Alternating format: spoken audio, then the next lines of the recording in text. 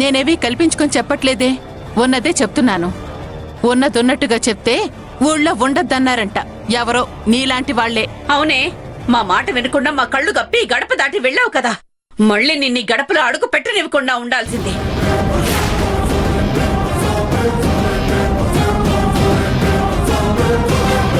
అమ్మా, అవునే, నీ బ్రతికే సరిగ్గా లేనప్పుడు ఇంకొకరికి బుద్ధి చెప్పడానికి రాకూడదు.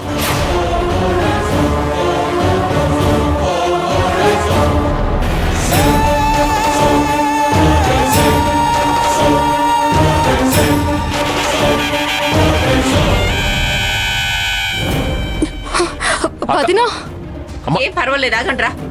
ఎక్కడికి పోతుంది? దాన్ని ఇప్పుడు ఆపకపోతే ఆ నోరు అస్సలాగదు. లక్ష్మి, నువ్వు వెళ్ళి చీర మార్చుకోనరా. నేనెళ్ళి వంట ప్రిపేర్ చేస్తాను. అందరూ 10 నిమిషాల్లో వచ్చేయండి, భోంచేద్దురు గాని.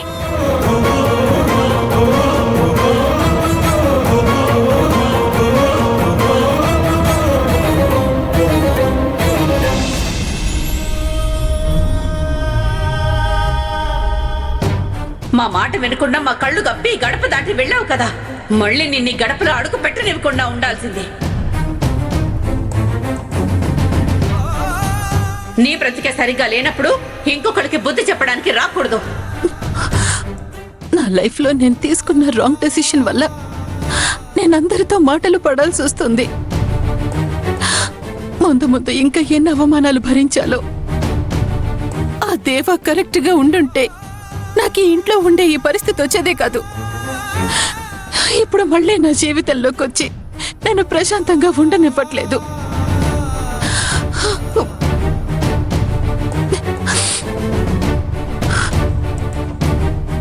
ఇలా ఏడుస్తూ కూర్చొనుంటే లాభం లేదు. ఇంకెప్పుడు వాడి పేరు నా జీవితంలో వినిపించకూడదు. దానికి ఏదో ఒకటి చెయ్యాలి. ఇప్పుడు నేను ఇంట్లో వాళ్ళందరి దృష్టిలోనే చీపైపోయాను. ఇక దీనికి ఫుల్ స్టాప్ పెట్టాలి. జరిగిందేదో జరిగిపోయింది. ముందు దేవ ఫ్యామిలీకి సంబంధించిన వాళ్ళని కలిసి దేవాన్ని మళ్ళీ నా జీవితంలోకి రాకుండా చేసుకోవాలి. వీలైనంత తొందరగా దేవ కుటుంబాన్ని వెతకాలి.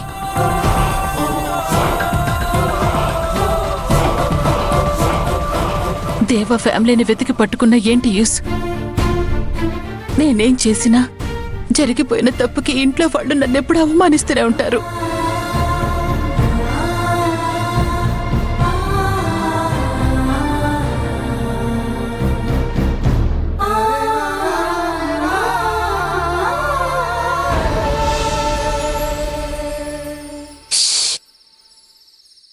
అమ్మ పడుకునుంది.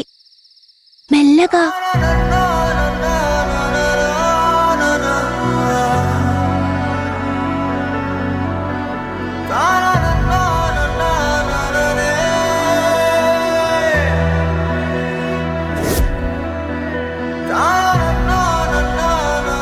అమ్మ భోజనం చేయకుండా వచ్చేసింది.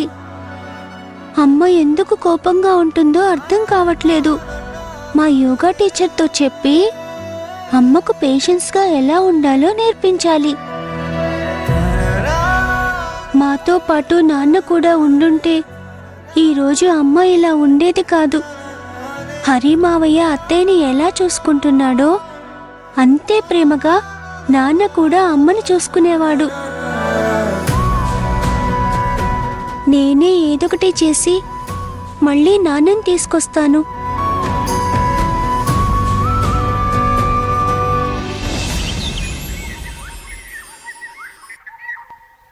అవునా? ఏమండి, ఒక్క 10 నిమిషాలైతే ఇడ్లీ తయారైపోతుంది. ఈలోగా హరి లక్ష్మి కూడా వచ్చేస్తారు. అందరం కలిసి టిఫిన్ చేయొచ్చు. రే, ఈ వేడి వేడి కాఫీలో బిస్కెట్స్ ఉంటే ఎంత బాగుండేదో కదా. ఇడ్లీ చట్నీ కూడా మంచి కాంబినేషనేరా, ఏమంటావ్?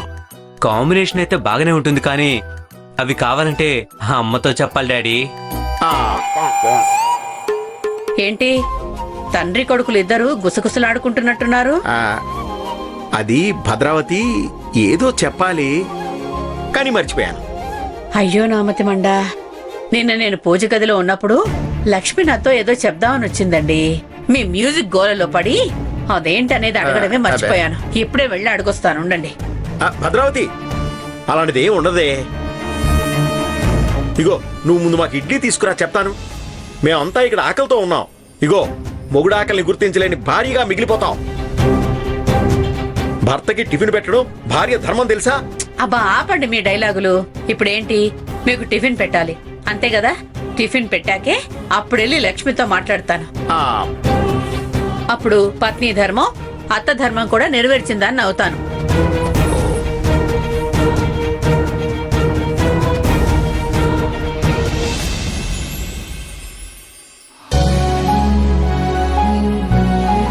అమ్మా అమ్మా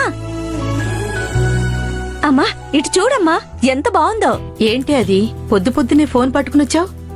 నువ్వు చూస్తే మాత్రం పొద్దు పొద్దున్నే ఇంత మంచి దృశ్య కావ్యాన్ని చూపించావని అంటావమ్మా. చూడమ్మా, చూడక.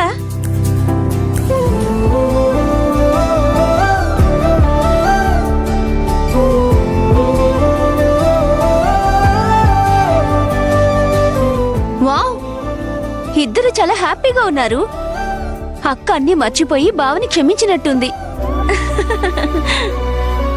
ఎవరి దిష్టి తగలకూడదు. ఎప్పుడూ ఇలా నవ్వుతూ ఆనందంగా ఉండేలా చూడు స్వామి. అయినా ఏం పూజ చేశారో మనతో చెప్పనేలేదు. అత్తయ్య ఫ్రెండ్ ఎవరో తీర్థయాత్రలకు వెళ్లి అక్క బావ కోసం తాయెత్తి తీసుకొచ్చారంట. ఓహో, భార్యాభర్తలు చేతికి కట్టుకుంటే వాళ్ళ జీవితం బాగుంటుందంట. అలాగే తొందరగా సంతాన ప్రాప్తి కలిగి సంతోషంగా ఉంటారని చెప్పారు. చాలా సంతోషం. వదిన కొడుకు కోడలు బావుండాలని ఎంతో ఆశపడుతుంది.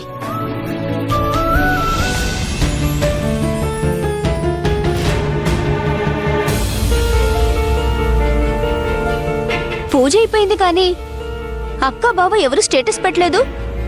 నీకిన్ని ఫొటోస్ ఎలా వచ్చాయి? అక్క పంపించిందా?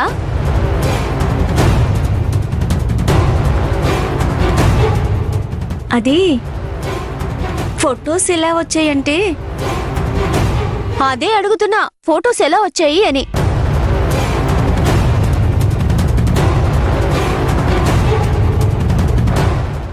సింధూర పంపించింది. సింధూర నీకు మాత్రమే పంపించి నాకెందుకు పంపలేదు? అవన్నీ నన్నెందుకు అడుగుతున్నావు? అక్క బావ ఫొటోస్ తీసి పంపించింది. నోరు మూసుకొని చూడకుండా ఏవో అడుగుతుంది చూడమ్మా. సింధూరు పంపించిందని చెప్తుంది కదే, వదిలేసి. నేను సాయంత్రం లక్ష్మితో మాట్లాడతాను.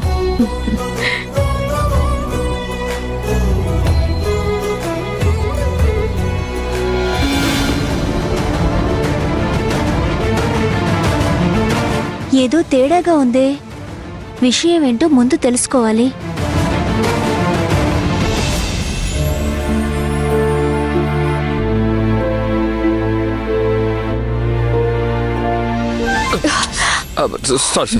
సారీ. లక్ష్మి, ఏంటి లక్ష్మి మాట్లాడట్లేదు? ఏమైంది? ఏమైందో మీకు తెలీదా? అబద్ధం మాట్లాడినప్పుడు నిజం నోరు మూసుకుని ఉండాల్సి వస్తుంది. వేరే మార్గం లేదు కదా. అది కాదు లక్ష్మి. లక్ష్మి, అమ్మా లక్ష్మి. అత్తయ్య పిలుస్తున్నారు, వెళ్తున్నాను.